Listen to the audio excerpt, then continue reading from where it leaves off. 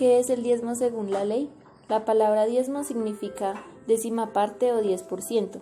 El pueblo de Israel debía diezmar o dar la décima parte de lo que producía la tierra y de sus ganados. Deuteronomio 14:22. Indefectiblemente diezmarás todo el producto del grano que rinda de tu campo cada año. Comerás delante del Señor tu Dios en lugar que Él escoja para poner allí su nombre. El diezmo de tu grano, de tu vino y de tu aceite, y las primicias de tus manadas y de tus ganados, para que aprendas a temer al Señor tu Dios todos los días. Levítico 27:30. El diezmo de la tierra, tanto la simiente de la tierra como el fruto de los árboles, es del Señor. Es cosa dedicada al Señor. Todo diezmo de vacas o de ovejas, de todo lo que pasa bajo la vara, el diezmo será consagrado al Señor. Números 18:24. Porque a los levitas les es dado como heredad los diezmos de los hijos de Israel, que presentarán como ofrenda al Señor. Por lo cual les he dicho, entre los hijos de Israel no poseerán heredad. ¿Cada cuánto se daba el diezmo? Indefectiblemente diezmarás todo el producto del grano que rinda de tu campo cada año. Deuteronomio 14:22. ¿En qué consistía el diezmo? El diezmo de la tierra, tanto de la simiente de la tierra como del fruto de los árboles, es del Señor. Es cosa dedicada al Señor. Todo diezmo de vacas o de ovejas, de todo lo que pasa bajo la vara, el diezmo será consagrado al Señor. Levítico 27:30. ¿A quién se le daba?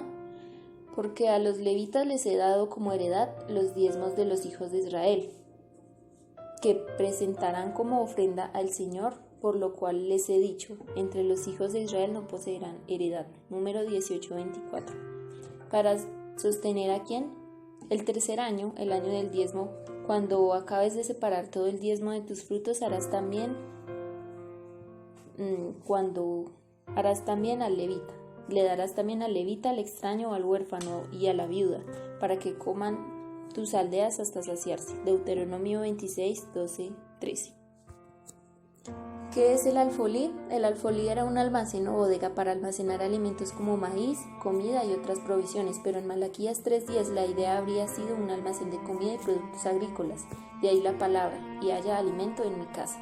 Dicha ley fue exclusiva para el pueblo de Israel. Malaquías 1:1.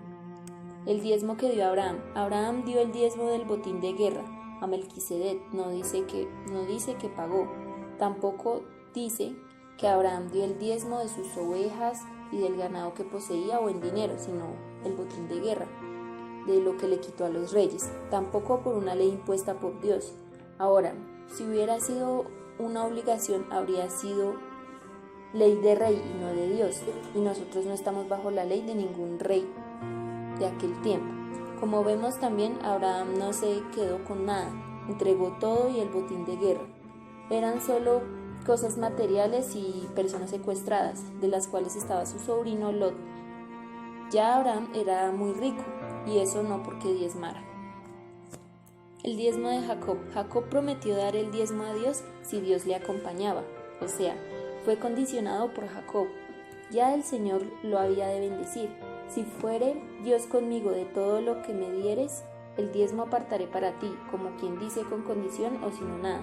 En otras palabras, Jacob dudó, sintió miedo y muestra su incredulidad. El diezmo dicho en Malaquías. Dios le habla al pueblo de Israel a través del profeta Malaquías. Profecía de la palabra del Señor contra Israel. Por medio de Malaquías 1:1, el pueblo estaba ofreciendo un animal inmundo a Dios, Malaquías 1:13. Y el Señor les reclamaba cómo habían corrompido el pacto de Leví. En cuanto a la ley del diezmo, les declara: ¿robará el hombre a Dios? Pues vosotros me habéis robado. Y dijisteis: ¿en qué te hemos robado? En vuestros diezmos y ofrendas. Malditos sois con maldición, porque vosotros, la nación entera, me habéis robado. Malaquías 3:9. Aquí vemos como la maldición por quebrantar y desobedecer la ley de Deuteronomio 6:1-3 y 28:1 estaba sobre ellos, pues se habían comprometido a cumplirla, pues no estaban diezmando como se les había mandado. Traed los diezmos al alfolí y haya alimento en mi casa. Malaquías 3:10. Diezmos en alimentos. Por esto que Dios les dice: reprenderé también por vosotros al devorador, y no os destruirá el fruto de la tierra, ni vuestra vida en el campo será estéril. Según este contexto, el devorador era un tipo de langosta que se comía los cultivos y todo vegetal, y no como les enseñan a las personas, que son los recibos de los servicios públicos u otras deudas. A otros les dicen que el no diezmar les cae maldición a tu casa o negocio, lo cual es totalmente falso, pues como dice la palabra, en Cristo Jesús estamos completos, quien nos bendijo con toda bendición espiritual en los lugares celestiales. Dicha maldición viene a los que están bajo la ley, mas nosotros ahora no estamos bajo la ley, sino bajo la gracia. Romanos 6:14. El diezmo mencionado en Hebreos capítulo 7, el escritor de Hebreos compara el viejo pacto con el nuevo, demostrando que tenemos la relación totalmente diferente y mejor con Dios que la que tuvieron los hombres bajo la ley de Moisés. El análisis del diezmo en Hebreos capítulo 7 solo fue incluida para probar que el sacerdocio de Melquisedec era superior al sacerdocio de Levítico, Hebreos 7:4. En otras palabras, que el sacerdocio del Señor Jesús es superior a los sacerdotes del viejo pacto, porque el Salmo 110:4 había profetizado que él sería un sacerdote para siempre, según el orden de Melquisedec. Ese fue el punto central del argumento. Porque la tribu de Leví estaba simbólicamente en los lomos de Abraham, cuando éste se encontró con Melquisedec y le dio los diezmos, Hebreos 7:1-28. El sacerdocio de Melquisedec es considerado superior al sacerdocio del viejo pacto, porque Melquisedec fue un rey y sacerdote, y el sacerdocio levítico tenía prohibido ocupar el cargo de rey.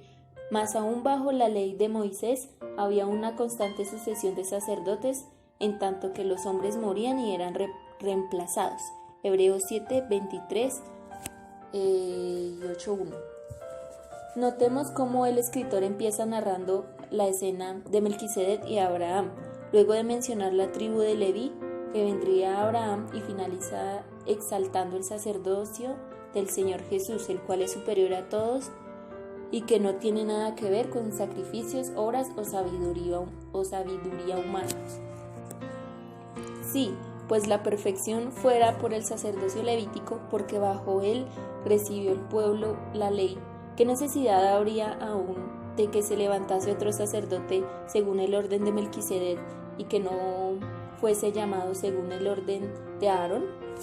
Porque cambiando el sacerdocio necesario es que haya también cambiado la ley, y aquel quien le dice esto es otra tribu, de la cual nadie sirvió al altar, porque manifestó que nuestro Señor vino de la tribu de Judá, de la cual nada habló Moisés, tocándole al sacerdocio. Queda pues abrogado en el mandamiento anterior, a causa de su debilidad e ineficiencia, pues nada perfeccionó la ley, y de la introducción de una mejor esperanza, por la cual nos acercamos a Dios. Por tanto, Jesús es hecho fiador de un mejor pacto, mas este, por cuanto permanece siempre, tiene un sacerdocio inmutable, porque la ley constituye sumos sacerdotes a débiles hombres, pero la palabra del juramento posterior a la ley, al Hijo, hecho perfecto para siempre. Hebreos 7:28 y 8:6. Nuevamente podemos ver que no hay evidencias de un mandato, precepto o norma sobre el diezmo, y mucho menos en dinero. El escritor de Hebreos expone los dos sacerdocios, el de Melquisedec y el de Levítico, para indicar cómo el sacerdocio de Cristo es superior y perfecto, pues está establecido en los cielos. Ahora tenemos una relación más superior y perfecta con el Padre a través del Señor Jesús que la que Abraham tuvo con Melquisedec. Nosotros somos hijos de Dios a través de Cristo, compartiendo su posición, estado y relación con el Padre. Jesús no está diezmando al Padre, ni tampoco nosotros al Señor Jesús, porque somos uno en Él.